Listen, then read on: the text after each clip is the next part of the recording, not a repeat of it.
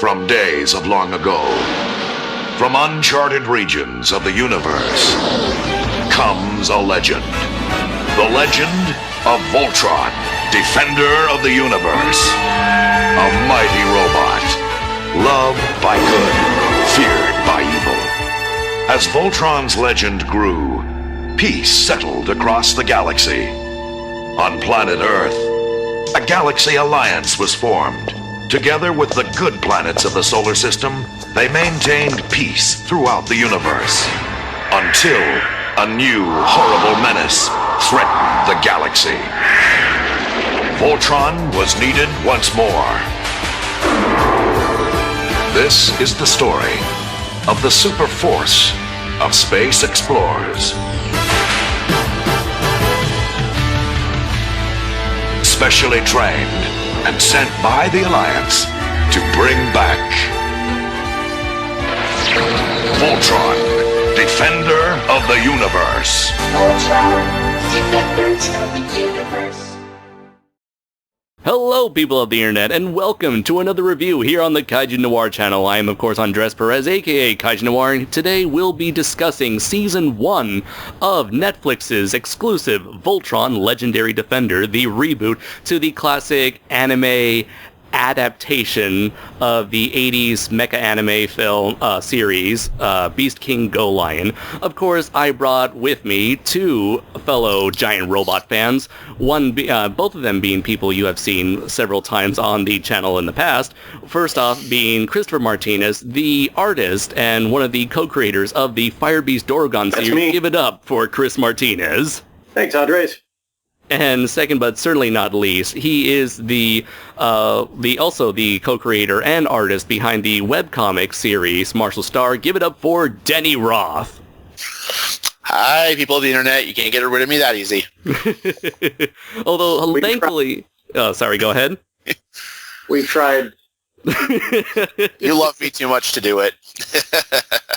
It's like the internet feeds on negativity, and we need someone like Denny to help steer us in the right direction.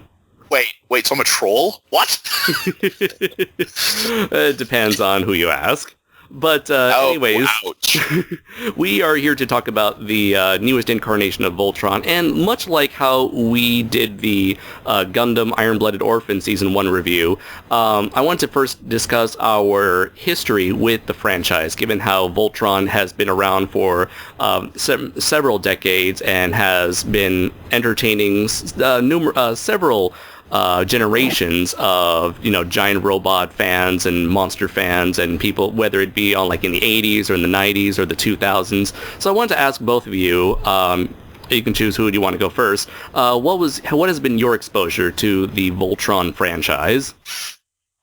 Denny, why don't you go ahead? Oh, sure. I was going to say you go ahead, but I'll say I see how it is. Actually, my first experience with Voltron was, I think it was on TNT, back in the late 80s, early 90s, when I was little young Yeti. We had they would show some anime series. I'm both. But they would show Robotech first came up on cable networks at that time. So did Voltron, and of course some other cartoons like He-Man and stuff. But Voltron at that instance was where I first got exposed to this 5 robot combining lion creature robot thing, and I loved it. And of course the song stuck with me. And I tried to watch every episode I could. And I was kind of a little bit fascinated and a little bit confused at the same time because the lips didn't move right. It didn't look like any other cartoon I'd seen at the time, which of course is like the original Teenage Mutant Ninja Turtles, a lot of Western other cartoons. But I tried to watch it as much as I could, and I can never forget Voltron, Defender of the Universe, being voiced by Peter Cullen throughout part of that series. Actually, I found out later, and doing the intro for it is just so kind of long ago. Comes a legend. I'm like, Peter Cullen can, and I gotta say this, Peter Cullen can make anything. You give him the right script, he can make it sound downright freaking awesome. Now I want to hear Peter Cullen do a cereal commercial. Lucky Charms, they're magically delicious. Magically delicious. The galaxy will thank you. God, he says Galaxy. He says Galaxy so much in all of his promos I've watched. It's like, wait a minute. This man says Galaxy a lot. Like, it doesn't quite mean what I think the writers think it means, but Peter Cullen just makes it like it's so much bigger than it really is. But that was the first I got involved with Voltron. And of course, I've been aware of Voltron, and like I'd see toys at toy fairs, and some of my friends would have some of the toys, like they have the black line or the red line. I'd play around with them, and I'd make the head come out, and be like, I don't have the rest of this to make this awesome, so that kind of sucks. And then later on, I heard out they did a sequel called Voltron Force, which at this point, this is like a couple years ago, I realized, wait a minute, Voltron is a badly edited, butchered dub of a Japanese original animation, and they made a sequel to that bad edited dub 3 times now. 3 times, yes, 3 times now. And I'm saying, what is this mess? And I forced myself to watch it. Hey man, if you want to see something even more crazy, with Robotech, we ended up with finally getting a sequel in the form of Robotech: The Shadow Chronicles. So it's an American-made, Korean-animated sequel to a compilation of 3 unrelated Japanese shows. Thank you, early 80s anime dubbing. You make all the difference. So, it's like Samurai. It's like if Samurai Pizza Cats, and I posted this on Facebook. Surprised no one's gotten it yet. It's like if Samurai Pizza Cats that we got here in the U.S. got a reboot. Is what Voltron Legendary Defenders basically is. Got a reboot from an American team with some influence from the original.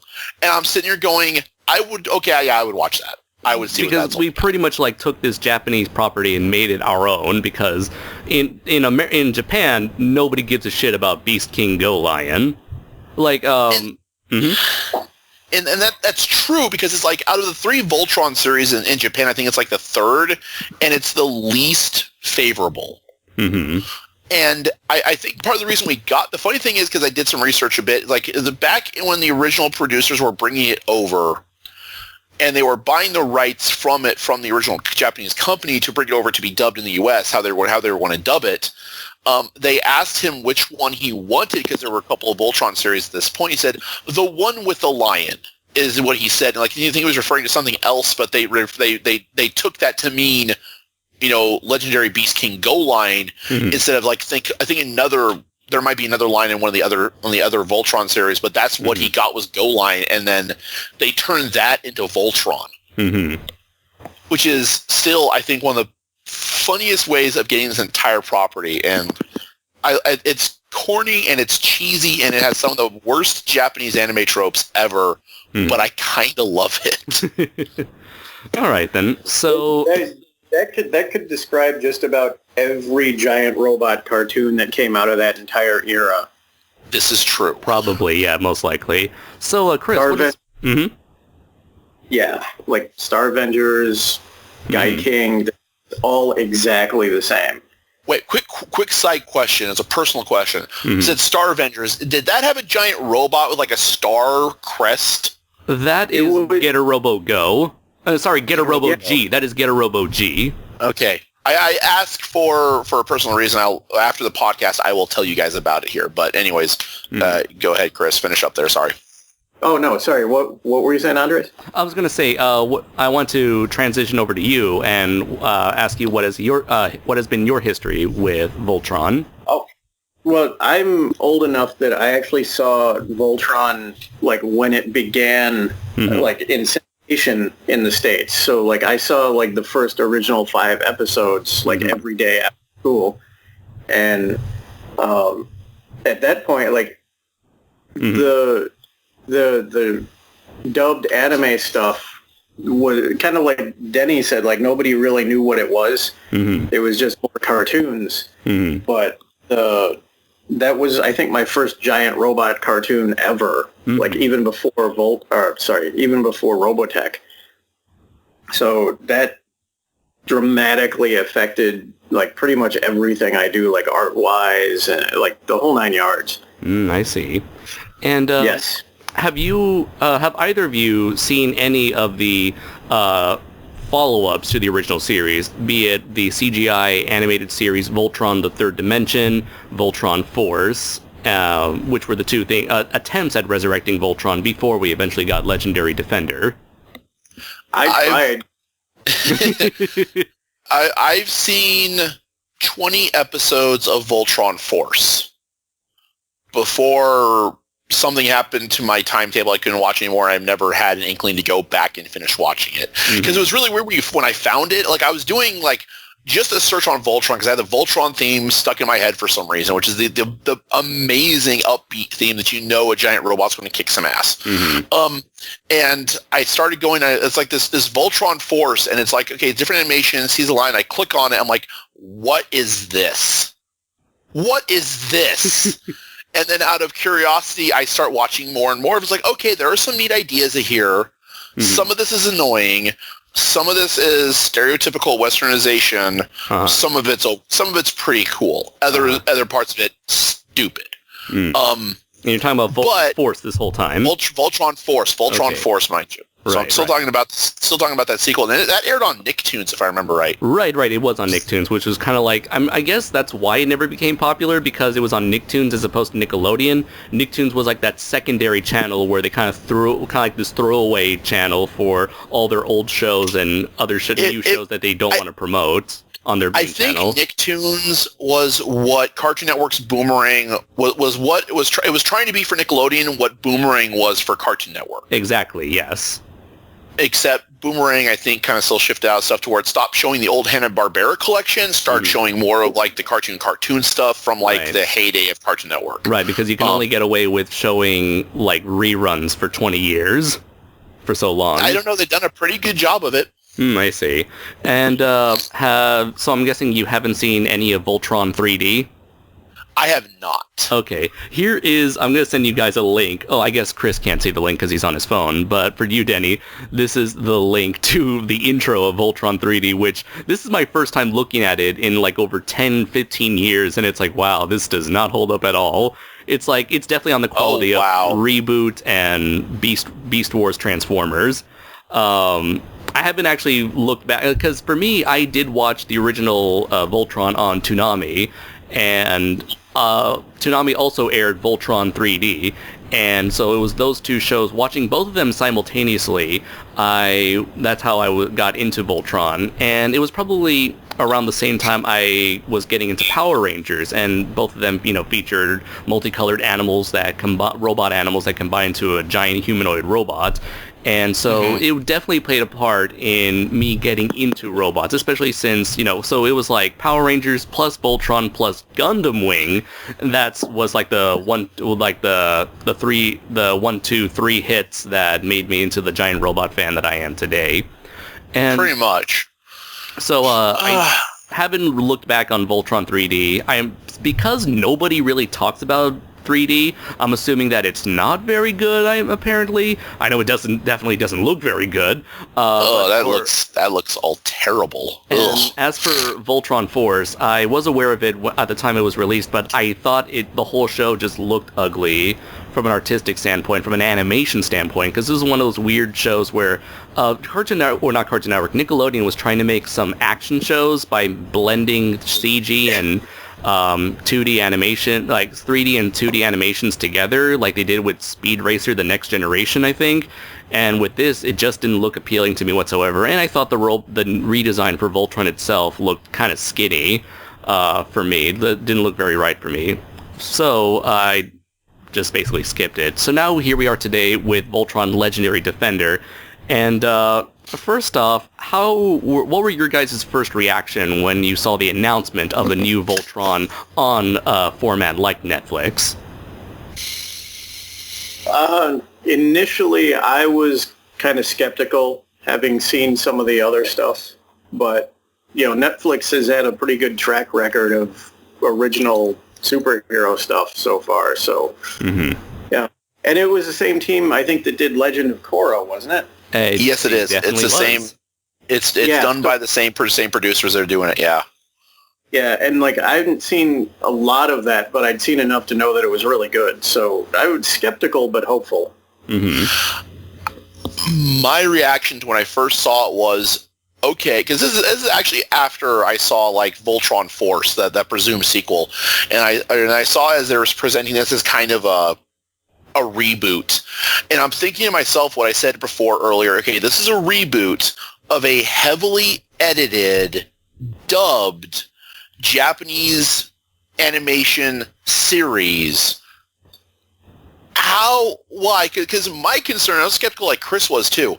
I mean, granted, the animation looked smooth. All the characters looked pretty good. The trailer was a really good mesh to get you invested into it here. And I recognize the Legend of Korra stuff. I've seen Legend of Korra. I've seen Avatar: The Last Airbender. They do really good quality animation. Yeah, especially for an action budget. Right, but I was skeptical because, and when I saw that, before I saw that, because I kind of went back and rewatched the first 5 episodes of Voltron when I was drunk and I was riffing on my Facebook, which was a good time had by all. But I'm sitting there and I'm watching this. Is that yours, is that you, or is that your drunk memory talking? That's both. his drunk. But I'm sitting there and I'm watching it, and I'm watching the trailer, and I'm like, okay, done by Legend of Korra. This seems kind of like Voltron Force in that it's a mixture of 2D and CGI, especially for Voltron himself and the lions. And I'm kind of skeptical of this, and I'm skeptical for good reason, because of the last Voltron show that came out to try and catch the popularity of what Voltron had been and has affected everyone, because everyone in the U.S. knows who Voltron is. Oh, yeah. And also we had I forgot to mention the Dynamite comics, the new Dynamite comics. I'm not sure if they're still making Voltron comics, but that was a thing for a while. I own, yes? Oh, I believe they're doing a Legendary Defender book now. Okay. Yes. I own the first volume of Dynamite's Voltron, which was like a follow-up to the original, because the robot itself still looks the same, but all the characters are kind of wearing like Metroid-style Samus Aran armor. And I read the first volume and it didn't really grab me that much. It was just an origin story to King Zarkon, which revealed, OMG, he was a human in the past. And I was like, well, all right. OMG. But I was skeptical, and then I thought I would give it a shot. When it came out, and so I'm really glad I did. I was my skepticism was not well founded. I was also very skeptical because while Netflix has a good track record of original content, their animation has been rather mediocre. Either it's designated like it's aimed at like really small kids, or you get something like ungodly horrible, like what was it, Kong King of the Apes? Oh my God! I couldn't even make it. That's the first 10 minutes of that crap. Neither did I, man. I lasted the same amount. I was like, fuck this, I'm out. Do I have more constitution than you guys for stupid shit? Because I watched the entire season. Oh. I can't. Why would you do that? I have an affinity for bad movies and bad television because I laugh my ass off on it at how you bad found it is. that That's why I love laughable? Yes, it was terrible. It was terrible, but I could watch it and be like, okay, this is still terrible. Okay, it's Kung Fu. Okay, god damn it. God damn you stupid little Kimmy, whatever your stupid name is who can talk to Kong. That's dumb. Well, but surprisingly, despite being an animated series for Netflix, it looks like they got the right amount of talent for this show. And the thing that really sold me before heading into the show was one of the producers mentioned that made this quote that I absolutely love, and that was, we want to make the show that we remembered, not the show that we watched. And I thought that was a fantastic mentality to go into, because we all have fond memories of Voltron. And, you know, for any show that we're very nostalgic over, we often have memories to where we think the show is better than it actually was. And so, being an actual adult, they want to make that good show that they remembered, make that good show that they want to experience again, and have the next generation of Voltron fans experience as well. And so that's what I love about Voltron, because it seems to be like a Voltron Legendary Defender is a kind of like what, to me, a representation of how far animated shows have come since the 80s, where we're allowed to have smarter shows, more complex characters, ongoing story arcs instead of like the episodic Monster of the Week stuff. And yeah, that's what I kind of like a basic summary of my thoughts here. But I guess to go into the Voltron's plot synopsis. Basically, it's like Denny mentioned, it's a complete reboot. We have 5 characters that were each involved in this like sort of academy for like military academy. One of them went missing after a moon trip, which turns out to be Shiro, and he comes back with cybernetically prosthetic arm. The rest of the cast being Pidge, Hunk, Keith, and Lance, they all help Shiro escape. They end up finding a blue lion thanks to some sci-fi shenanigans, and eventually they encounter Princess Allura on another planet, to where they learn that they are now given the responsibility of becoming the pilots, or the paladins in this show, the paladins of the 5 lions, in order to become Voltron, the ultimate weapon to fight against the antagonist of the show, King Zarkon. So, first off, what are your guys' to start things off? What are you guys' initial thoughts on this approach to the story and this new setup for the Voltron mythos? I liked it a lot because it seems like a combination of Beast King, Go Lion, and the original Voltron idea. Mm-hmm. Like they combine cooler elements from both of them, and what I was going to say before, actually, is the thing I think that's different about this is that, like you said, they want to make the show we remember, whereas all the other reboot attempts wanted to make something better than the stupid cartoon that they saw. Mm-hmm. Like, they don't have the attitude of, we're going to make this better than the original. They want to make it as good as the original, like we remembered it being. Mm-hmm, mm-hmm. And being that you have the most exposure to the original source material of Beast King Go Lion, what were some of the major differences that you noticed between Voltron, Defender of the Universe, and Beast King Go Lion? And what sort of... Oh, sorry, go ahead, yeah. Go Lion was not what we would consider a kid's cartoon in the States at all.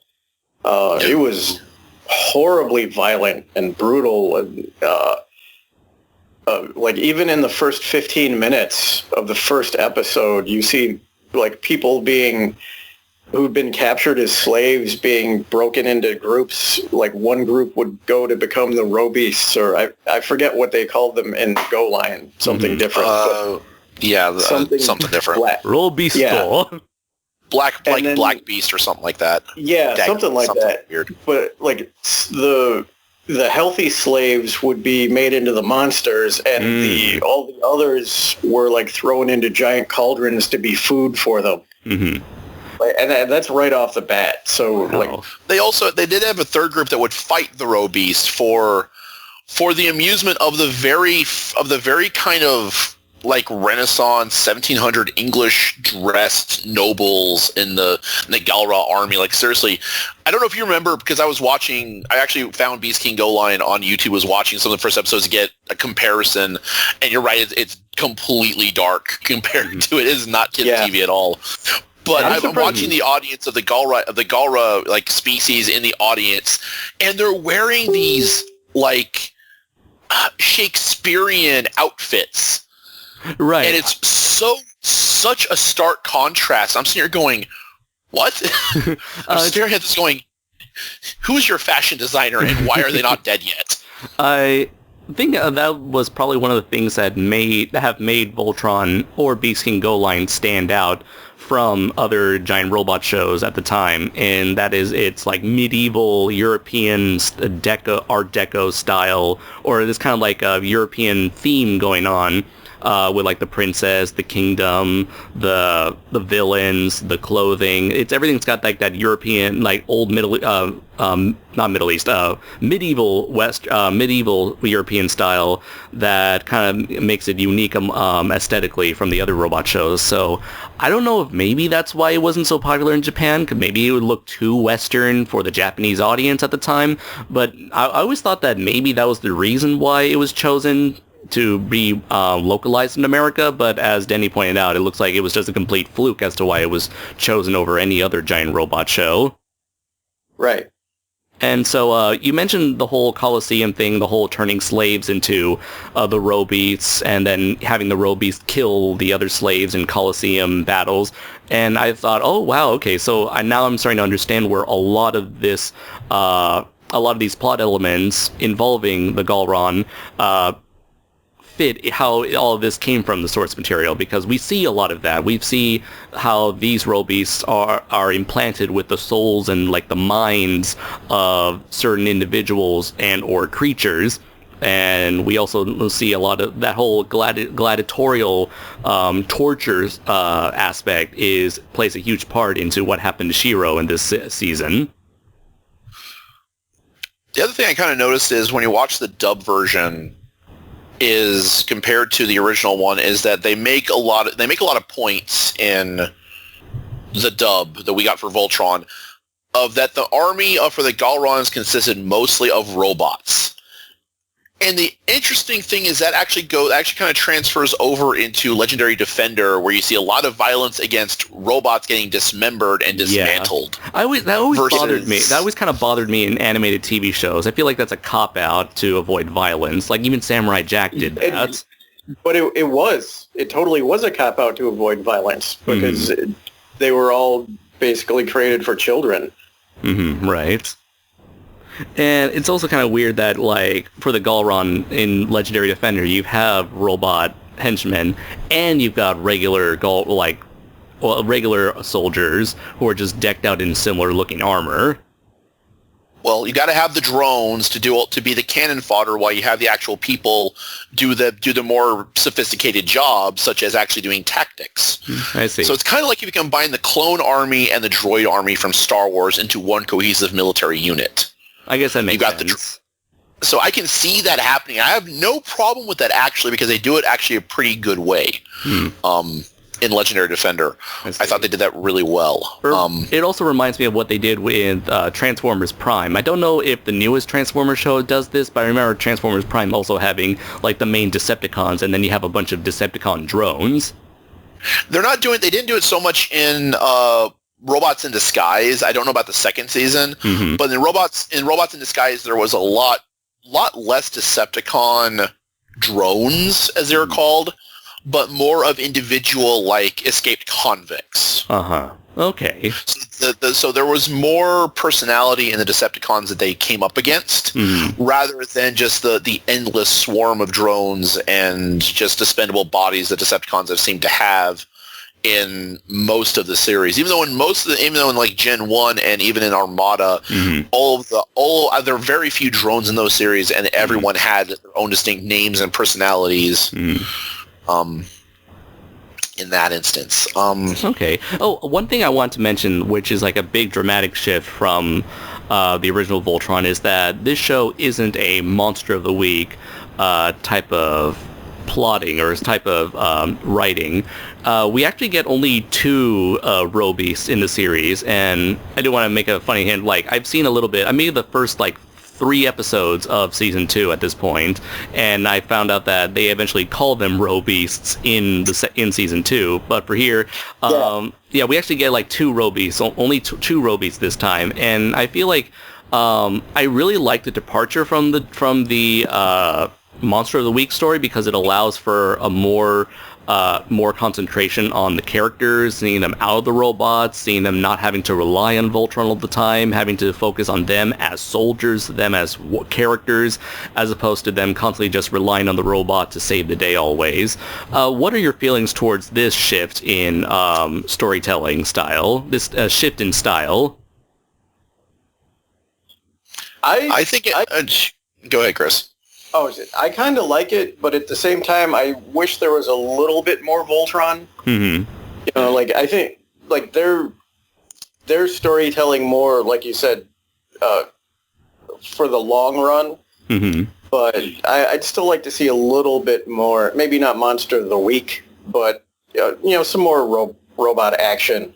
Because so far, what do we get? 1 Robeast in the first season or 2? Yeah, too. We had the gladiator dude with the strange boomerang weapon. Oh, right. Then the Evangelion one. Right. Yeah. The lizard. Yeah. That had the spirit of that lizard thing.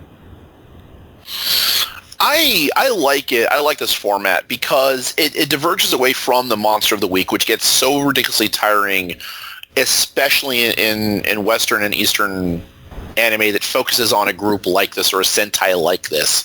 Because this is kind of like a Super Sentai kind of thing. Yeah. And even in those shows, it's consistently a Monster of the Week, consistently. But then we start getting to like the big finales that have the multi-part episodes. The thing I like about this is that each episode's kind of a multi-part, but builds into itself really well.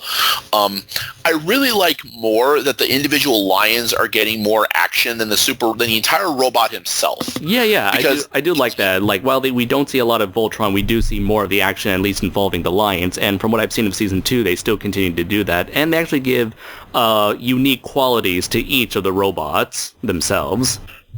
Yeah, I like how they all have their own personalities. Yeah. And they coincidentally happen to match the personalities of the 5 protagonists. Like, for example, we have Keith's lion, who is very, like, wild, erratic, and difficult to control, much like the hot-headed protagonist that we have with us. Or we have, like, the blue lion, which is much more friendly, much more easier to control, which is how Lance was able to get a hold of it. We even have Hung, who, like, it's physically large, just like his character design. Or Shiro's lion, which is like all about control, restraint, and having the qualities of the leadership qualities. Or we have Pidge's lion, which isn't the strongest or the fastest, but instead has several weapons or tools to allow it to stealthily sneak around and make up for its lack of strength. I think the line that Princess Allura used for the Green Lion is that the Green Lion is inquisitive. And it's more inquisitive than the others. And I like when she introduces a lion, she gives them all different... She expresses their personalities and what they are. And I think that adds to kind of the magic meets sci-fi aspect, which I really love about this series. Which is like, you don't know if it's science or it's magic. It could be both, it could be neither, but it's so freaking cool. And I think even like one of the characters brings that up, where it's like, it's not magic, it's just advanced technology we don't understand. Right, it's like, oh wait, no, okay. that's... Yeah, that's what he said. He's like, okay, that does sound like magic. Okay, that does sound like magic. That does sound like a bit like magic, doesn't it? Sorry, go ahead. So I'm going to say, but no, I really love that the different lions get almost more showtime than Voltron, because when Voltron shows up, it's for the big events, which I think is kind of that escalation of power. Like, if you can handle it with the lions, then you handle it with the lions. But otherwise, if you need the big guns, and I like how they did tactics with the second row beast. They had to split apart from Voltron. Yeah. To take him on and come up with a different tactic for fighting him. How do you feel about this part? One thing that's kind of bothered me in giant robot shows are stock footage transformation sequences, where it looks really cool the first time you see like the elaborate transformation sequence that takes about like 2 minutes to complete, but then every other time you see that same transformation scene, that sort of impact it used to have kind of diminishes over time. And we get that also in Legendary Defender, but it seems more out of tradition than as opposed to having a conscious decision. What are your guys' thoughts on stock footage transformation sequences? Because I figured, like, back then it was an easier way of saving time and money on animation just by reusing the same shots, the same sequence over and over again. But how do you feel about it being used now in a modern day show like this? Denny? Okay, I'll take this one. I actually, in the way it's done in Legendary Defender, I love it, because let's keep in mind, if they're doing if in their own words they're doing the show that we remember, not necessarily the show that it was. Legendary Defender does, because for Voltron, the high point from me wasn't really so much the robot action fighting. It was the music and the tone and seeing the transformation sequences. The Power Rangers, when they break out the Zords, is always my favorite. Is just to see the transformations they do. That's my favorite part of the show, is to see that combining aspect of them. But with Legendary Defender, since Voltron shows up so little in season 1, the fact that all of that's cut back to the few times it's there, I don't think lessens the impact of it, because even then when Voltron does show up, they do trim the transformation sequence down. Like, it skips over certain parts of it as it goes through a transformation, so you don't get the whole, like, minute and a half transformation sequence of Voltron becoming Voltron. They cut it back. They cut it back in certain instances. Very true. And even in certain cases, certain cases, especially like the one particular episode of season 2, they kind of skip over the transformation sequence if something like that were to hamper the pacing of an intense action scene. And I think that's a good call on their half. So we don't have the full, complete transformation sequence every single episode, but we don't have it like once in the entire series. We have it spread over through the moments when the 5 become 1. That's the big moment. That's the money shot. That's the impact of it all. And I think those transformation sequences being saved for those instances makes them so much better. And if for pacing you cut that out, that's a good call. Okay. And your thoughts, Chris? Oh, no, I totally agree. I don't think you need to have it every single time, for sure. But still, like, I'm sure they do have, like, time and budget concerns. So it makes sense to use similar or the same sequence every time. But the way they break it up, like Denny says, based on the situation and, what they need for that episode, I think that's what makes it different and a little bit better than the original. Okay. I will bring this in, or if you're done, Chris. Voltron Force actually makes a point about the fact that the Voltron makes a point about the Voltron sequence taking so long. They actually kind of lampoon that a little bit in several of the episodes, to where they're able to actually form themselves in a much faster sequence, almost instantaneously, instead of taking the entire, the legs retract and then they connect to the black body, and then the 2 lion legs, they form into the legs, and then they have everything interlock and connect and lock in for it. So they actually lampoon that a little bit, and they bring that up as a point, because one character says your transformations take such and such time every single time. You've got to be faster than that to beat one of the monsters they face off in Voltron Force, which I think is a good shout out to the fact that those transformations, because what do the villains do during this entire transformation sequence? Can they even why aren't they firing at you? Because there's no mystical energy protecting you that you've shown so far. This ain't Geigar. Why aren't they stopping you? Well, actually, if you remember the first series Voltron in the original limited series, when they first tried to form Voltron, the Robeast actually did fire and stop them. So it's definitely something that they would have to master over time.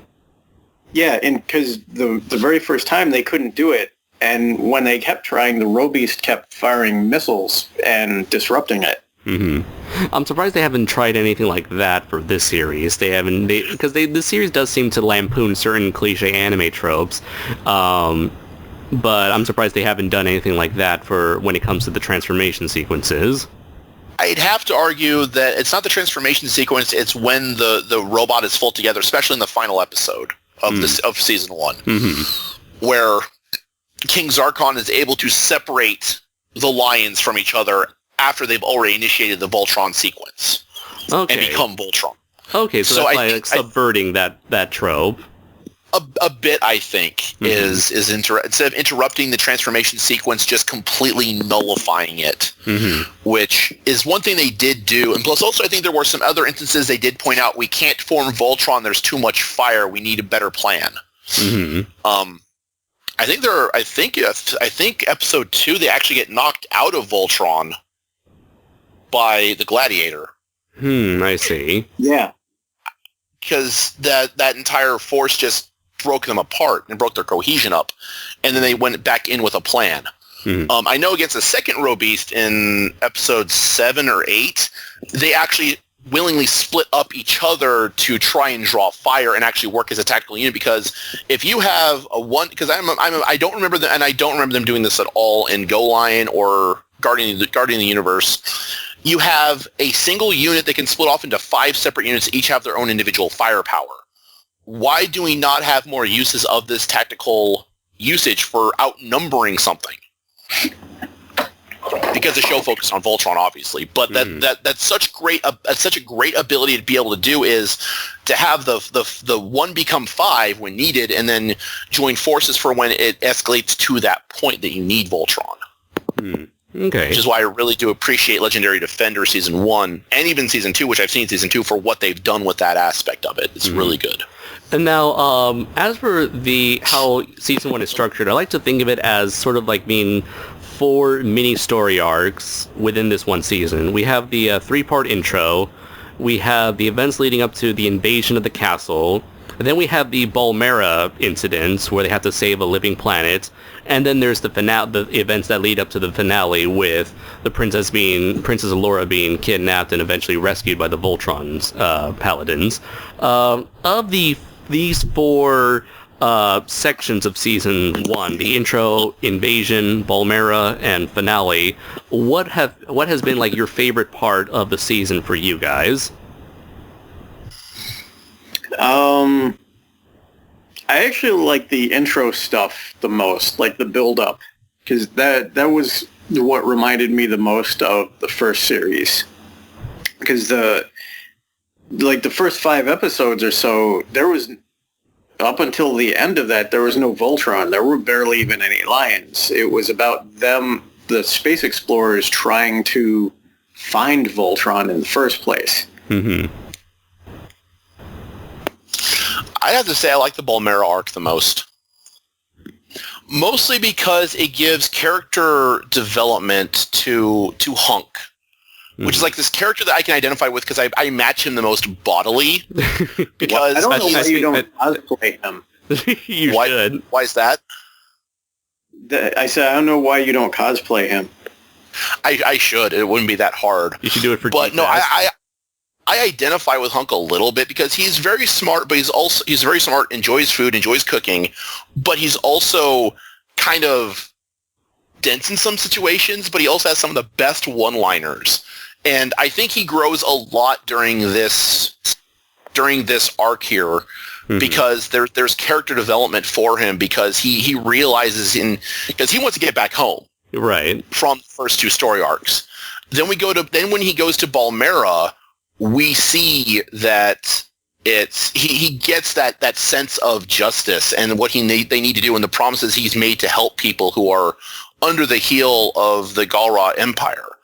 And we meet Shay, and I think I think they're an adorable couple if they even go that direction, because I think Hunk embodies what it means to be a paladin, to go and help people, even though there is a little mini episode in there in the middle of and built between between the castle invasion to Balmera that there's they stop and help people who are stranded, and it backfires on them, and they're turned on, and Hunk is going on saying, I told you so, I told you so, I told you so.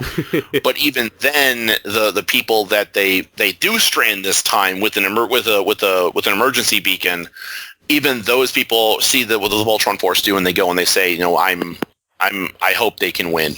And that entire situation, of course, I think builds Hunk up build his character more from what we've seen in the first couple of arcs. I think I do like maybe the Balmera arc the most for the same reason you do. You've stated, Denny, and also like one more thing I will add. Sure. The tension.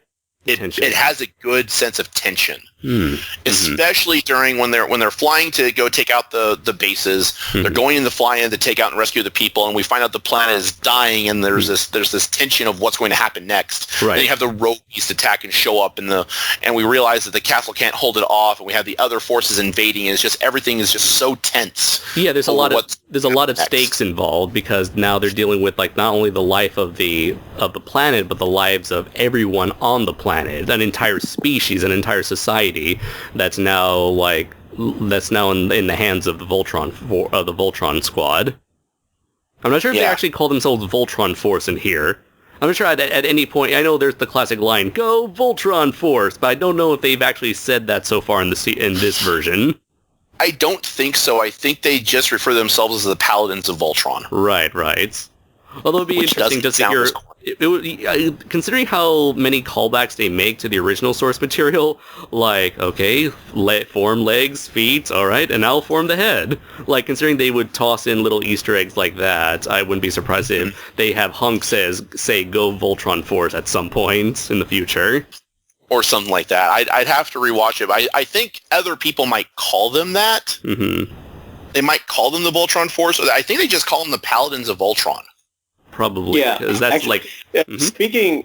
Speaking of Hunk, he still had my favorite scene in the whole thing, in the whole first series, was where they had the whole multiple screen. Oh, And I forget yeah. what they said, but they all nodded, and he's like, "I'm nodding. Is everyone else nodding?" It's nodding. Yes, Hung. Yeah, that was definitely one of my favorite comedic moments. Okay, and so since we were talking about character development, what have been some of your favorite characters from this season alone?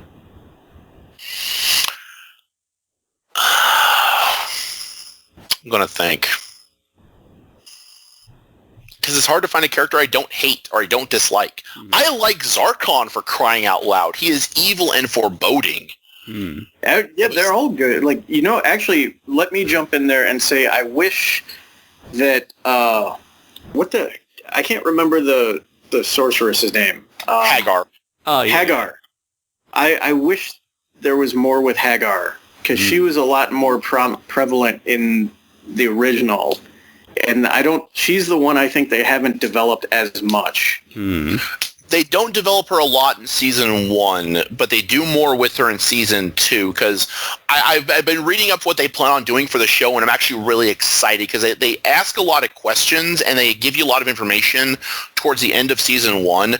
They start answering it in season 2. And I think they're going to expand upon that as stuff becomes more prevalent in season 3 and beyond, which I'm actually really excited for. Okay. But I do agree that Hagar should have had a little bit more character development, but And her cat. There was no cat. Oh, you're right. There was a cat. There is no cat. No But I space think cat. with Hagar, the reason she's so downplayed is because Zarkon is still getting between her as an advisor and his generals as advisors, and basically do his grunt work for him. Mm-hmm. And there's still a bit of that battle between the rank. generals and Hagar. Mm-hmm.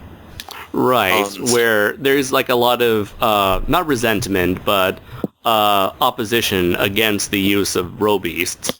Because I guess King Zarkon thinks that it's too experimental. It's not a sure thing to use them, which is why we saw very few of them in season 1.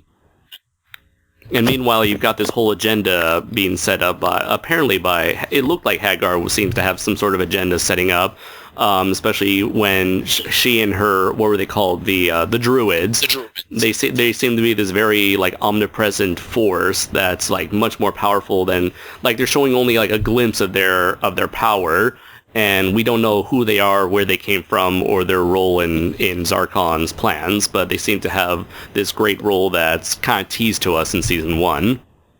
Season 1 did a really good job with them, I think, and the fact that they're druids, where druids are often in media portrayed as a force of good and balance, I think is a very good stark contrast to that name, which is interesting. Like I said, I like all of them. I like Hagar in this one too, because she's devious and she's plotting and she's planning behind the scenes. But I kind of like what they've done with Princess Allura. I really do. They made her into more of like a leader figure. It almost kind of reminds me of like General Leia from the recent Star Wars The Force Awakens. The princess She turned kind of general. is. She kind of is, and they do a really good job with her character development throughout the first season. Like, and I know she continues to grow throughout season 2, but season 1 did a really good job of establishing her, and her shock, and her and her bewilderment that these humans found the lions and are going to be the new paladins, and she's trying to train them, and she's not happy with them, but grows to accept them and work with them and kind of be both their hope, inspiration, and their kind of their commander in a sense. Mm-hmm. Even though Karan has some really good comedic moments. That does remind me of probably one of my favorite episodes of season 1 is the haunted house episode, because it has Princess Allura confronting the loss of her father, because there is like a part of her father that's still alive in the form of an AI system that shares the memories and personality of her father. So it's like the closest to actually interacting with her deceased father. And by the end of the episode, she loses all contact by deleting that AI. And I don't know, it's one of those kind of stories that really easily gets to me, of having a character confront the loss of a family member. And that's the one that always gets, maybe it's the sensitive individual in me, but it's like that's the one that easily gets to me the most. And so that's become one of my favorite episodes of season 1. I think it's also a good callback to the original Voltron Guardian of the Universe and Go Lion, in which the spirit of her father was still around, I think. Mm-hmm. Yeah, he was. Okay. Because I do remember him being prominent as kind of a ghost or a remnant of himself to kind of give his daughter guidance throughout these times. But having Allura delete him helps her, kind of forces her to grow more as a character and not become dependent upon him. Mm-hmm. It's like she's finally accepting his loss, and she'll remember and she will miss him for everything that happened, but that still brings forth to it a bit of closure for her finally, and also helps her develop as a character to where she gets a little bit stronger as a person. Mm-hmm. Oh, another character that this season really highlights a lot is Pidge, who they made like a drastic change to her backstory in this version. What are your guys' thoughts on the changes they made to Pidge and her character arc as a whole? I think her character arc, because the funny thing is, and I was doing some more research on that, before the series aired, the show creators were still referring to Pidge as a he. Right, because so that to be spoiler alert, Pidge is a girl in the series. We find that out for official in episode 3. Mm-hmm. It's hinted at in episode 2. Mm-hmm. At the very, very end, like in the last 2 minutes. But I have no problem with this character change. I really don't. Because it kind of fits within the entire everything, and it's not played up as a big deal. Except when it is played up for a big deal, it's played up as a big deal for a comedic effect. Mm-hmm. Right. And it's not even really a comedic effect. It's like, oh my God, you're a girl, blah, blah, blah. It's Lance is so oblivious that it's a girl that's where the comedic element is. Everyone else is like, I knew. Yep. Saw it coming a mile away. It's like, we were supposed to be convinced?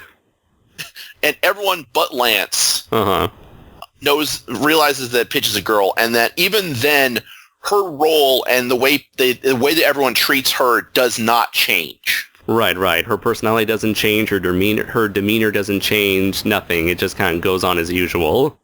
How she's viewed by the other teammates doesn't change at all. And I think that reveal happens at the very end of the Castle Invasion arc. Castle Invasions.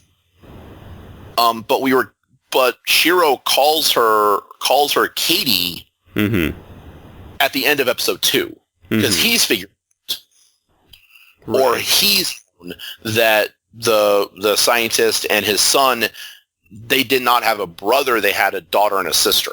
Right. So I think he pieced that together pretty quickly. And of course, Allura was told by the space mice, because you got to have the space mice. Right. And why wouldn't you have space mice? Right, of course, it's the most essential aspect. Without it, it wouldn't truly be a Voltron show.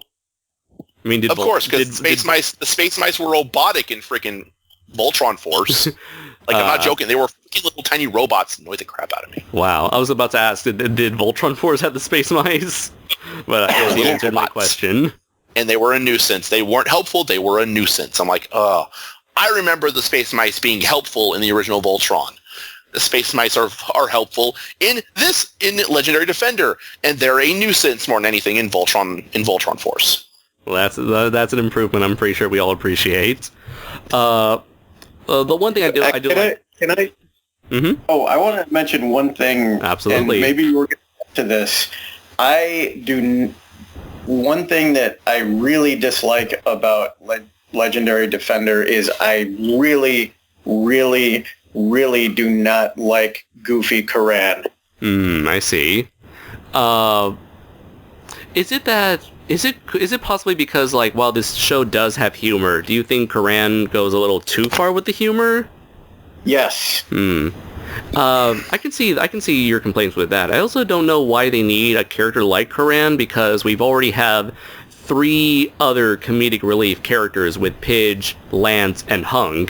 Like, we start out with those 3 goofy individuals from the start of the show, so having a 4th, and I guess we also get some comedic relief from the space mice as well, so to have like a technically 5th source of comedic relief, I'm not sure if that was all too necessary. I don't know if it's I don't know if that all classifies as comedic relief so much as their interactions with one another. Granted, Pidge, Hunk, and Lance in the very first episode did get on each other's nerves, and there's a bit of interpersonal comedy between them, especially with Lance and Keith, with Lance's one-side rivalry with Keith that Keith doesn't even recognize or acknowledge half the time. Mm-hmm. And their back and forth rivalry, and you've got Hunk. I think part of that I don't think they're true comedic relief in that instance because they're not played off like. I think Karan's supposed to be the main comedic relief because of the stuff he says, and the way he says it is supposed to remind us in a way we are on an alien. We're dealing with aliens. Mm-hmm. They make the whole thing about what a tick is, which I thought was actually really interesting because I like stuff like that. Because let's face it, you go to an alien world. You go to an alien world and you see alien people and you deal with alien terms. What is a tick? How long is a tick? Pidge brings this up finally, and there is a moment there where they finally figure out how long a tick is, which is like 2 seconds. And then they start using that terminology, and I like stuff like that adds it in. And Karan isn't that annoying for me because he does remind us that we are dealing with aliens. With all his random references to their culture. Yes, and I think that's important, and it's also I think important for him because you could even argue it's also maybe a bit of a defense mechanism because he and Allura are the last 2 Altarians. Mm-hmm. He's got to maintain his culture somehow with remembering it and telling it to people who will probably be able to remember it. Because let's face it, the Voltron team are probably the ones that might survive all the stuff they're going through. So he needs to tell that to someone, so that they're remembered. Mm-hmm. An interesting aspect. Although I would like to see more character development for Karan though, because I would like to see some of that aspect come out more. Because we see Princess Allura do it some. Mm-hmm. I'd like to see him do some more because clearly he is a noble within the group. I know he was a noble and the protector of Princess Allura in the first season, in the first show. But in this one, he's also that. Plus, he's also kind of like a noble plus engineer plus kind of her guardian in a sense. Mm-hmm. But I want to see him get a little bit more serious in some aspects with the fact that he is the last one. A lot of the stuff that he does is because someone has to remember their culture, because the ship's not going to be around forever. And even the stuff in season 2 he does kind of emphasizes that he and Allura are out of their own time. Mm-hmm. So there's a bit of that in his character. I think I would like to see expanded upon in season 2. Mm-hmm. But that's not to say he doesn't have his serious moments, even though it is kind of splurted with some of the silly dialogue. I think Karan has some more room to grow. Mm-hmm. And I want to see him grow in a little bit more of a serious direction, but also show that he goes over some of that stuff. But I don't think that they need to remove that silly aspect of him because I don't think he's not the worst character for me. Mm-hmm. He kind of brings in that aspect of this is strangers in a strange land. Here's your translator kind of thing. Let me see. And speaking of characters that in need of development, for me that was probably Keith. to me, he came off as the least interesting character. I mean, I like the pseudo rivalry they made between him, the pseudo one-sided rivalry they made between Keith and Lance. But outside of that, his interactions with Lance, he was one of the characters that didn't really seem to have a lot of focus. I mean, like, a lot of the story arcs revolved around Shiro, Pidge, Hunk, and a little bit in some cases with Lance, especially with the one episode where he was very humbled a bit. But with Keith, I don't think he was all that. He never had like that one of those shining moments, which from what I've seen in season 2, they managed to fix that. If I would have to say, I think season 1 and season 2 is a continuation of telling Shiro's arc. Because it's like season 1 is part 1, season 2 is part 2 of Shiro's arc from what I've seen. Right. Keith gets a lot more of himself expanded upon in season 2, and I think season 2 is more of his character development arc. For Hunk and Lance, I think it's season 1 is primarily their main arcs. Okay. Where they get the most development, and Pidge's development, I think it starts in season 2 and might go into season 3 from what I've seen. Mm-hmm. So that's what I'm kind of expecting to happen in season 3, is that we finish up Pidge, we finished off Shiro's kind of character development, the big parts of his character development, because I feel that season 2, from what I've seen, is a lot more Shiro-centered and Keith-centered. From what I've seen for Keith in season 1, he is kind of underdeveloped and rather not so much a blank slate, but he's got character, he's got faults, he's got flaws, he's got character there, but there's not much development there until you get to the final episode where he's only been defined so far by his rashness, but his willingness to go all the way for someone that he admires and respects and his teammate, for his teammate, shows through there as kind of that self-sacrificing. Because as we all know from the original Voltron, Keith was leader from day 1, I think. So we all know that direction that Keith's going to have to, like, spoiler alert, because we all know it's going to happen. Keith becomes the pilot of the Black Line. We know that's coming here in the future. We just don't know when. And we already know what happened to Shiro's original incarnation with Sven. Right. Sven dies. Yeah. In Go Line, he gets hospitalized, that's in quotes, in Voltron. And in Voltron Force, he's like infected with like dark energy or dark quintessence or Hagarian, whatever the fuck they call it. Stupid. But so we know that's going to happen, and because we know that Princess Allura needs to don a paladin armor herself and power up, basically. And become a paladin herself. Okay. Well, it looks like, Chris, since you have a little bit of limited, you don't have much time left with us, would you care to give us your final thoughts and recommendations on Voltron before we move on? Well, I think overall it was a fantastic reboot. Certainly way, way ahead of any of the other attempts that have been done. And like I said before, I think that comes down to the way they handled it. Instead of trying to make it like a cool new version, they tried to make it emulate the old, but still make it, new and interesting. So like, taking a lot of the old elements and developing them more is what makes it so much better now. Except for Goofy Koran. Of course. Okay. Thank you very much, Chris, for being with us, and thank you for your time. Oh, thanks for having me. You're welcome, and we'll be sure to discuss Voltron again with you next time when we cover Season 2. Whenever that will happen, because Lord knows when how the stars align, when the planets are arranged. Right. They haven't technically aligned yet because we don't have Biggie still. Right, we don't have Biggie. A moment of silence for our lost comrade.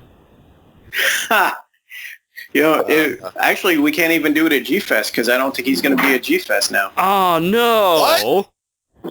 What? No, it can't be G-Fest without Biggie. Biggie, we love you. No. That has to do with all the alley drama.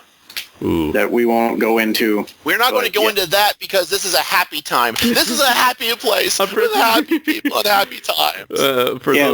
We also don't have 6 hours to put up with all the ranting. Right. Oh God, that's a podcast in and of itself. We'd probably be banned for life. I'm pretty sure. I'm pretty sure everyone who's watching this video who is not a Godzilla fan have probably no idea what we're talking about. But and that's better for them. Right. For them, it's like, well, I just came here for a Voltron review. Well, why are these people talking about something? Who the fuck is Biggie? Actually, Andres, I got a question. Are we ending it now, or are you and I going to go on for a little bit more? We can go on for a little bit more. I just want to talk more about like Voltron itself before wrapping things up. No, that's fine. Let's go ahead then. Okay. Yeah, let's go. I want to keep Chris in this as long as possible. He's leaving right now. Aw. It's like Chris, that moment. I love talking with... He's putting his lightsaber... He's like Obi-Wan Kenobi. He's putting his lightsaber up to his face. He's ready for that, for Vader's swipe, and for us to go, no! As soon as I log off, can you both do that and just go no really loud? Okay. I'll try and auto-tune my voice. He's just going to sound like Chewbacca. No! Oh, wait, we're not doing that yet? Okay. Not yet. I'm leaving right now. 3, 2, 1, bye. Bye. No! Why couldn't it have been me? Oh, wait, I have to host this damn thing. You do have to host this. You've got the recorder. Right.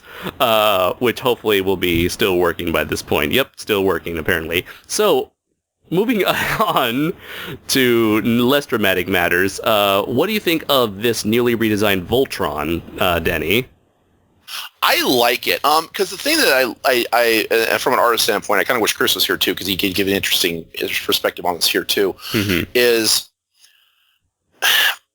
the thing with Voltron that I give them a lot of credit for Legendary Defender is the pieces put together actually make sense. Whereas the pieces in the original cartoon, in the original Voltron and Go Lion, they would cut so many corners with how they had the thing move to make it move the way they needed to. Where in this one, they built the line, they basically built Voltron from the ground up. They built Voltron with the entire concept that the lions themselves have to be made into this body, so that when you see Voltron, everything, the lions themselves have their own unique looks, but they also have everything about them looks good and in proportion. So that when they become Voltron, it all works together very well, because that's why they have the black lion is the biggest of the lions, because it has to be the torso. And you have the bulkier bits, and the bulkier bits of the yellow and blue work together in that favor, because the legs are going to be the bigger, bulkier parts of the body anyway compared to the arms. Right. The arms are much more skinnier in order to look proportional to that, to make that humanoid figure.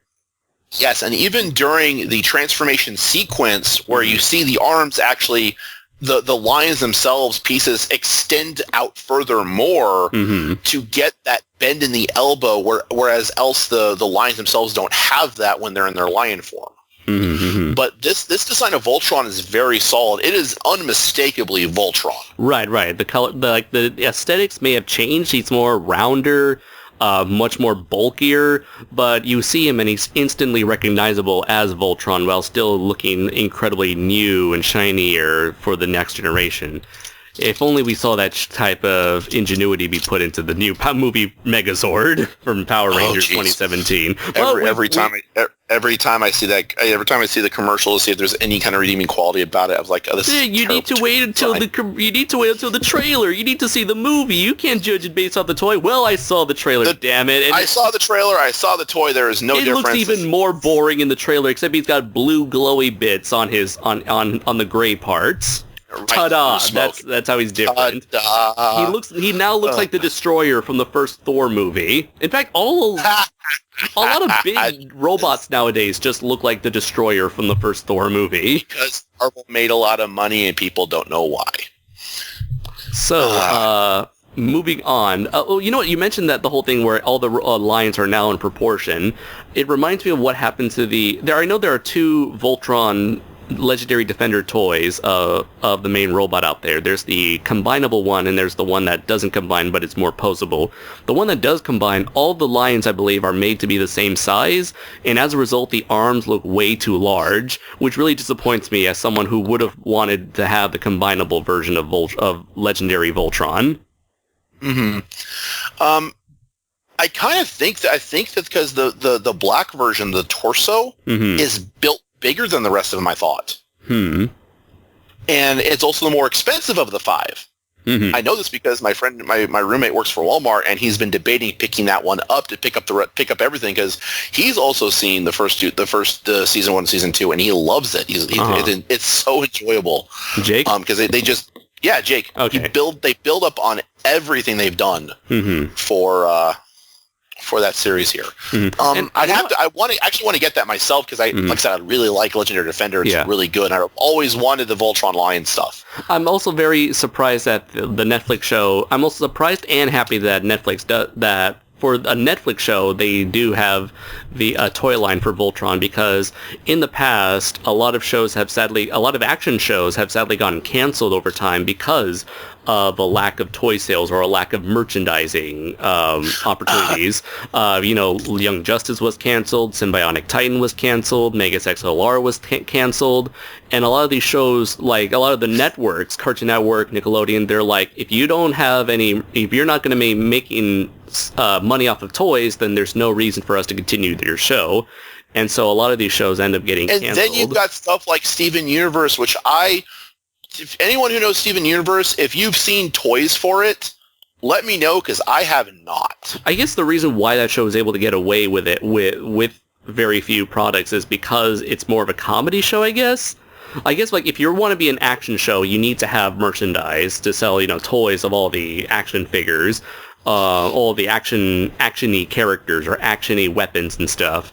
But for more, I wouldn't say that because after watching Steven Universe as a comparison here, there's a good amount of action in there, and it may be a little bit simple. It may be drawn simplified, but those designs are easily turned into toys and merchandise. Like you wouldn't. I don't know. Maybe if you think it, maybe it's possible that the Cartoon Network thinks that people aren't willing to buy action figures of female characters. I don't know how, because that entire fandom is one of the most adamant Ravenous? about the show. Ravenous and rabid is another way to describe it, but I personally have had nothing but good relations with anyone in the Steven Universe fandom. Well, that's good. Almost that's good. Better than I've had relationships with people in the Sonic fandom, and that's saying a lot. How's that Even the Godzilla fandom has some bile and vitriol being spitting through it. So okay. So but yeah, I'm really happy that Netflix has become this like new place, a new distributor for action cartoons, because for pure action cartoons or cartoons that are action oriented for the most part, we haven't got a lot of that. Outside of Steven Universe, which is like half comedy, half action, I think. I would say that Steven Universe is a little bit more of kind of an action adventure with elements of comedy in it, and this is from someone who's came into the series about halfway through, and has been watching the new episodes and catching some of the older ones and appreciating for the story that it's telling here too, because it's really good, storytelling there. Right. So, but I guess getting back into the Voltron. What else? Oh, the thing I like is how it's able to create, using that sort of like magically powered technology to create new weapons, and how each lion is capable of providing new weaponry, such as the sword. That is so freaking cool. I'm not going to lie. And I got to be honest here too, because Voltron Force did a very similar idea. And you can't really talk about this without bringing this up here, because the point of Voltron Force that made it somewhat unique, and I liked it, and I kind of wish we could have gone with it, but I also understand why it's set up, because the central portion changes. The center part changes in Voltron Force. Right. So the yellow point where you have the yellow can become the torso, or the green can become the torso, and so you get extra powers from that. Right, you get extra powers from those. Like the green lion got like an energy shuriken. The red lion got dual blasters. The blue lion centerpiece got a trident. The yellow one got maces, got spiked maces. Mm-hmm. And I thought that was kind of a cool aspect to go with that. So that's kind of interesting that they kind of take that where they have the weapons of the Paladins of Voltron and Legendary Defender are the what is it? How do they pronounce it? Bayral? No, Baynar. Bayar. I think so. It sounds close. Their Bayar are these kind of things that look like the Needlers or a plasma rifle from Halo, but can turn into weapons depending on the Paladin's personality. Mm-hmm. So Hunk gets a heavy cannon, gets a heavy Gatling cannon. Mm-hmm. Lance gets a assault rifle blaster. Keith gets a shield and a sword. And Pidge gets a small kind of almost ninja-like weapon. It's a grappling hook and a knife. Mm-hmm. And of course, Shiro's has been lost to time because, spoiler alert, Zarkon was the original Black Paladin and still has his Bayar. I wonder if that was in any way inspired by the Dynamite comics, because I mentioned before that Zarkon is revealed to be a human, but also the co-creator of Voltron in the Dynamite comics. Season 2, and I'm not going to spoil it for everyone here. I'm not going to spoil it for you till you watch it. Season 2 delves into the history of the Black Lion, which is fascinating. Because, as we know from the end of Season 1, we have a contest of wills between Shiro and Zarkon for control of the Black Lion. Mm-hmm. And if you catch anything from the trailers, you can kind of guess where that's going. And they do it so well, and that's one of my favorite episodes from Season 2, is where that contest of wills comes to a head. Let me see. And even towards the last episode of the season, which I rewatched because it just sends chills down my spine when I watch it. It's very good. You have to watch it. I will not spoil it for anyone here because that's not the point of this review. This review is for spoiling Season 1 all over for you here. Right. So, spoiler alert again. Zarkon is the original Black Paladin for the Black Lion. He still has his Bayar. And he is ridiculously strong, able to go up against a single lion single-handedly. He goes up against Keith in the Red Islands, in the Red Lion, so single-handedly. It is amazing. Mm-hmm. It is a very well done kind of bit of fight choreography. Mm-hmm. So yeah, and the thing is, Keith, they do the blade, they do the sword first. They do the Voltron's classic sword from Keith's Bayar into the port on the lion that makes that, and then Hunk gets the cannon, gets a shoulder cannon that fires either a single big shot or multi-shots.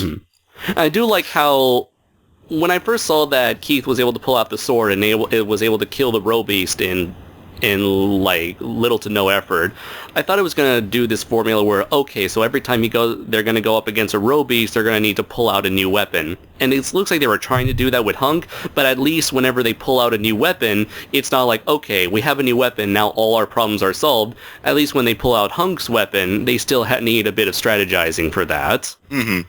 So it's not here's a new power, hooray, we saved the day. Kind of like a Power Rangers, like Power Rangers, like, especially the newer Power Rangers where they have like Zord after Zord after Zord after Zord, where they get a new Zord and it instantly solves all their problems like 10 seconds flat. Mm-hmm. And I think that's kind of a neat where they go with that direction. But even then when they form Voltron, they don't always need the new weapon. They don't always bring it out. Right. They don't always bring out the sword either. Mm-hmm. Or the shield. Or the shield, which the shield I thought was, the way they do the shield is interesting because it forms from the wings on the back of the Black Lion's body. Mm-hmm. Yeah. Which is freaking cool. And they go more and more into that in Season 2, which, again, no spoilers. It's just freaking cool. Oh, and we learned that from Keith that even the lions can get extra weapons that only they can use in their lion forms. And they explore that more in Season 2 as well, which is well worth the watch. Mm-hmm. So, as far as the other weapons, I think that's a really cool aspect. And again, I don't think they took some of that from Voltron Force, but Voltron Force did something very similar. Mm-hmm. Of individual lions having unique powers. Yes. And some other cool stuff like that, because the Red in that show was always known as the fastest. Mm-hmm. And that was Lance because he was the fastest because he had the Red Lion. But in this show, I don't know if the Red is the fastest, but it's just the most temperamental. Mm-hmm. But even in that instance, though, the way they have the powers of the lions tied to the paladins is great.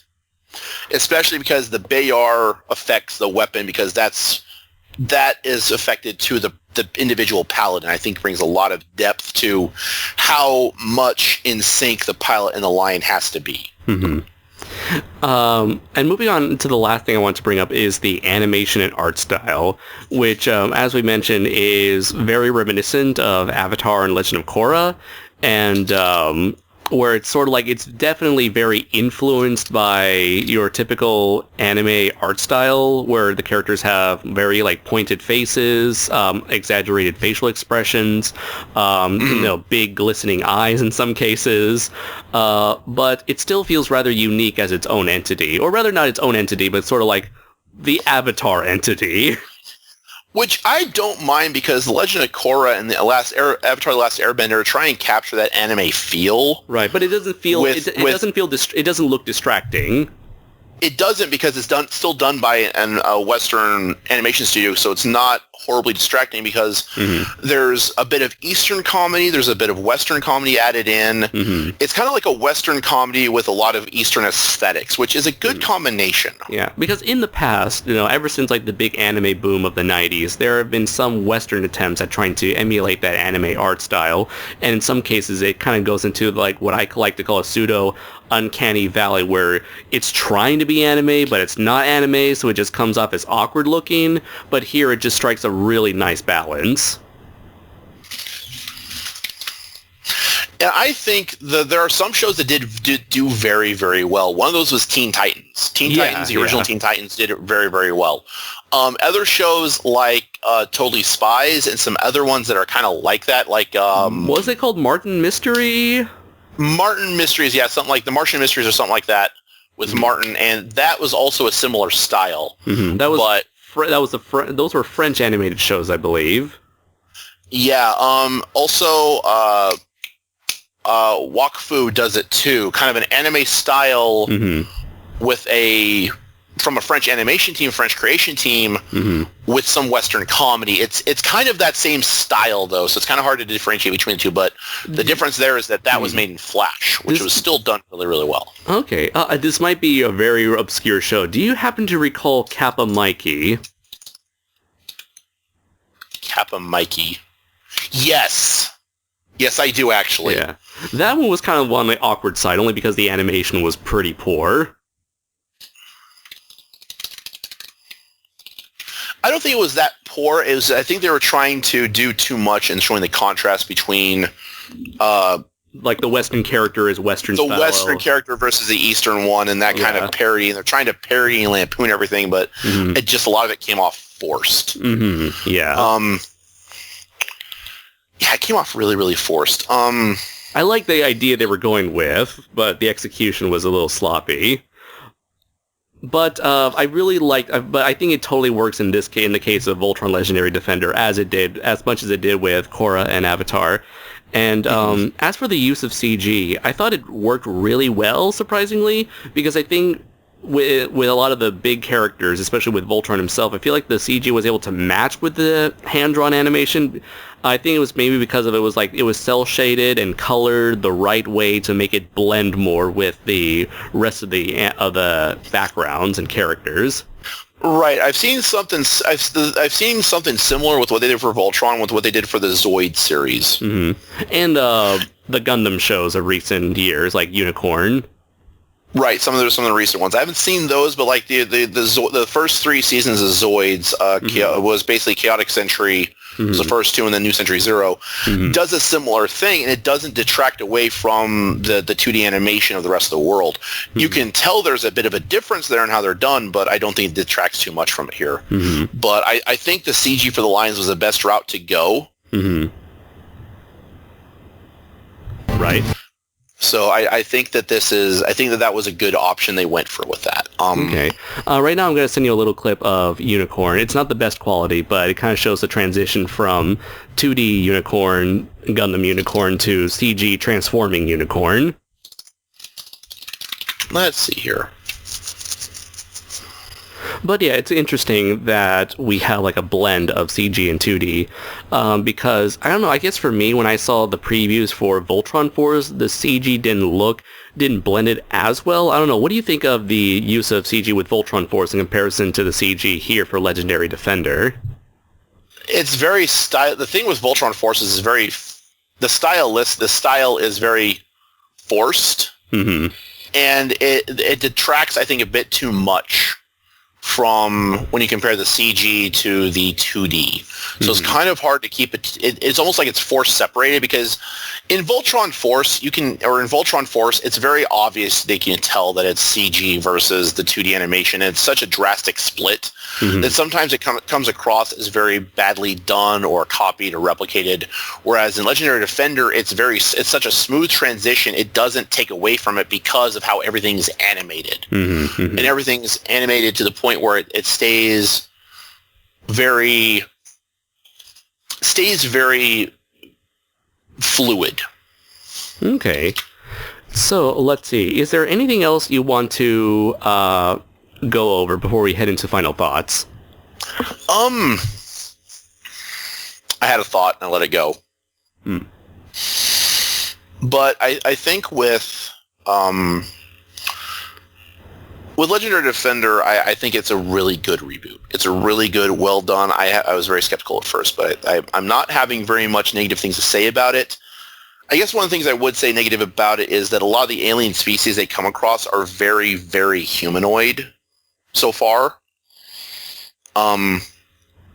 Which I think I would like to see some more variation in body types, but that's just me. As far as everything else that they've done with the show, they've done such a great callback. I mean, Sven was originally named Shirono and like Takagami, I think it was his first name. But they make the Sven character, the Black Paladin, Shiro, as a callback to the original Go line, which I thought was nice, a nice throwback. They've got a lot of throwbacks to a lot of everything else. They bring back, they mention like everything from the series that we remember. You have the row beasts, you have the gladiator arenas. You bring up the fact that the gladiator arenas were very, very dangerous to everyone involved. And I think that is a good. It brings that out, and gives Shiro a lot more character, because he was a champion in the gladiatorial ring on Zarkon's ship before he escaped. And of course, they've got his arm is this bit of Galra technology that allows him to kind of access ship databases and stuff and power it up. But it's such a well put together bit of information there that it just draws you in, and I enjoy these characters so much. Everything about it has been very, very good, I think. Definitely. So, with that said, I think Voltron is also a really good reboot. In an age where people seem to be getting very sick and tired of reboots, or it's like, I'm really glad that this one seems to stick out from the rest as being like not only just a good reboot, but just being a really damn good show in general. Animation-wise, or just in general as well. I feel like this show, as we've stated multiple times, it manages to do something new with the property while still being as respectful to what came before. It's a mix of old and new, and it's really something that I believe a lot of reboots a lot of people who are working on reboots to anything should look at this as an example of how to do a reboot properly. It takes what worked before and adds a lot of new things that have come about in recent forms of storytelling, and it makes this like perfect blend. So I would highly, highly recommend you guys to check out Voltron Legendary Defender. If you're a fan of Voltron, if you're a fan of giant robots, if you're a fan of giant monsters, if you're a fan of sci-fi, or anime-inspired entertainment, definitely just do so right away. And one last thing is, fuck you, Japanese Netflix, for not having this on your version of the website. I had to look for an illegal third-party website just to watch it in Japan. Oh, geez. I do want to add this, though. When I watch Voltron Legendary Defender, I don't feel like I'm watching a reboot. That's the biggest difference for me. And this is funny. I hate reboots, but I love Godzilla movies. But I'm also really fascinated by Voltron as a series, because here we have the first reboot to it started off as a Japanese series that was syndicated and turned into a horribly butchered, edited, dubbed syndicated show. They got 2 different sequels, and now has a season 2 of a reboot that is better than the sequels and almost better, I would argue, than the original Voltron Guardian of the Universe. I just wish they need to get Peter Cullen to do a trailer for it finally. But it doesn't feel like I'm watching a reboot. It feels like I'm watching Voltron. Like I'm watching Voltron. It feels like I'm watching Defender of the Universe, but I know it's not. It's Legendary Defender, and I can pick enough of the differences out that I'm not overwhelmed. But damn if I'm not entertained. It is a wonderful show with a good amount of what I would argue fantasy violence. Brings a lot of good character development to characters that were really, really one-dimensional in the original series, no matter how you looked at it. But I think gives them enough background and personality that they are enjoyable in their own senses, in their own ways. And I would recommend this to anyone who's a fan of the giant robot, who's a fan of sci-fi kind of fantasy elements to it. If you are a fan of the original Voltron, like the original Voltron Defender of the Universe, I think you will have a very enjoyable time with this series. You'll enjoy the characters, you will enjoy the mechs, you will enjoy the battles. You'll enjoy Season 1, and I'm pretty damn well sure you will enjoy Season 2 and see what they've got cooked up for Season 3. I'm excited. I cannot wait. I imagine we'll be waiting another 6 months, so probably late fall. For what? Season 3. Oh, right, Season 3. Most likely, considering how it was we probably had to wait a good, half a year between Season 1 and 2, so yeah, that seems like appropriate for a wait for Season 2. But if you haven't seen Voltron already, you still have 2 seasons, and so those have been our thoughts for Season 1, and we'll most definitely do a review for Season 2. As we stated, when the planets align, when the stars align, when our powers combine and we can summon Voltron or Captain Planet or whatever, or when we know... Was it Diotherms are go, or Diotherms connected boosters are go, and all form the head. Right. Imagine how much of I wonder if we can get maybe 5 people. It's like you, me, Biggie, Chris, Foster. If we can get Keith Foster, it's like all 5 of us to form our own Voltron squad. And you know who I like for that review, who would have a really good set of inputs for it. Who would be good for Season 2? Matt Frank. Matt Frank, yeah, I've never had him on the show before. And he would be an interesting take on this genre, because as a kaiju fan, as a giant super robot fan, as a mech robot fan, I think his input would be interesting, because he does. I see his comments about it on Facebook, where he's like, "Oh my god, it's so good," which is just everybody else as well. Right. There have been it's like one of the few, like a Netflix show that has almost 100% approval rating on Rotten Tomatoes and the other review aggregate sites. I mean, I hate to do this to people who have a different opinion, but if you don't like Voltron, it's like, at this point, you would probably come off as an asshole saying, "I didn't like Voltron Legendary Defender." Yeah, right. Get off my planet. Of course, you're free to have your own opinion, even if it's wrong. No, right. Kidding. I highly recommend this show to anyone who's a fan of the genres we're talking about here. And I can't stress enough that I think it is so well done. There's a reason you can believe the hype.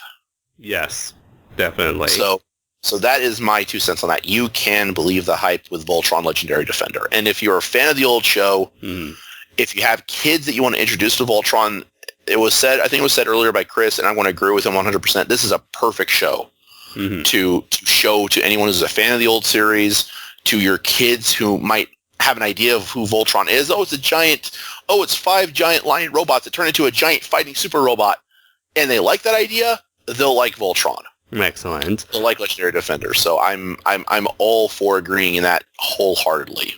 Excellent. Show it to your kids. Do it now. What are you waiting for? Come on, get on Netflix right now. On Netflix.